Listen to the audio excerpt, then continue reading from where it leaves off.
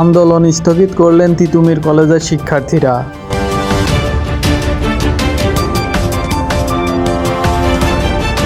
আন্দোলন স্থগিত করলেন তিতুমির কলেজের শিক্ষার্থীরা। 7 দিনের মধ্যে তিতুমির কলেজকে বিশ্ববিদ্যালয় করার দাবির ব্যাপারে সরকারের পদক্ষেপ নেয়ার আশ্বাসে আমরণ অনশন ভাঙলেন কলেজটির শিক্ষার্থীরা। সেই সঙ্গে সব ধরনের আন্দোলন স্থগিত করেছেন তারা।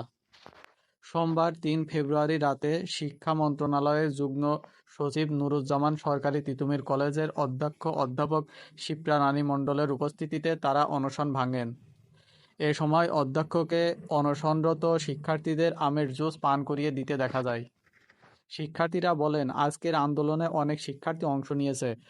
আগামীকাল 7 কলেজের স্নাতক শ্রেণীর একটি বর্ষে চূড়ান্ত পরীক্ষা আছে, সেটি স্থগিত ঘোষণা দিতে হবে। তবে অধ্যক্ষ বিষয়টি তার এখতিয়ারে নেই বলে এ সময় শিক্ষার্থীদের জানান। উপস্থিত যুগ্ম সচিবকে সামনে রেখে শিক্ষার্থীরা আগামী 7 দিনের মধ্যে তিতুমির কলেজকে বিশ্ববিদ্যালয়ে রূপান্তর করার জন্য পূর্ণাঙ্গ রূপরেখা প্রণয়ন করার দাবি জানান। এর উত্তরে যুগ্ম সচিব বিষয়গুলো নিয়ে কাজ করা হবে এমন আশ্বাস দেন। এর আগে এ বিষয়ে ইতিবাচক কোনো সাড়া না পেয়ে গত বুধবার 29 জানুয়ারি বিকেল থেকে দাবি আদায়ের আন্দোলন স্থগিত করলেন তিতুমির কলেজের শিক্ষার্থীরা। 7 দিনের মধ্যে